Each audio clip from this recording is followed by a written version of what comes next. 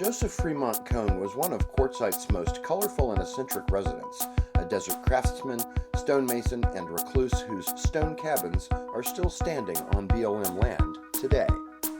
Cone was born in 1892 and died October 18, 1971. He is buried in the Quartzsite High Jolly Cemetery. He lived in Quartzsite roughly from the early 1900s until his death.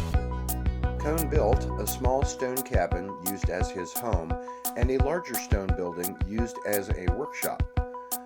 Cone wasn't a miner, rancher, or prospector like many early residents. He was closer to what we would now call a desert homesteader, a craftsman living off of very little, and in some ways, an early example of the boondocker or desert minimalist lifestyle that Quartzsite is famous for today.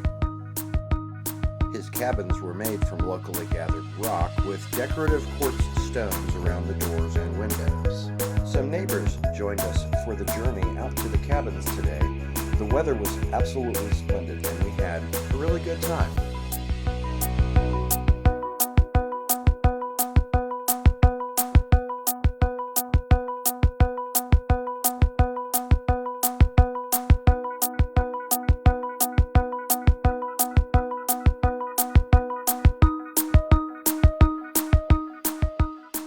This video was filmed with my Hover X1 Pro flying camera and then exported to my iPad so I could mix it down with iMovie quickly so I could go spend, you guessed it, more time with my dog.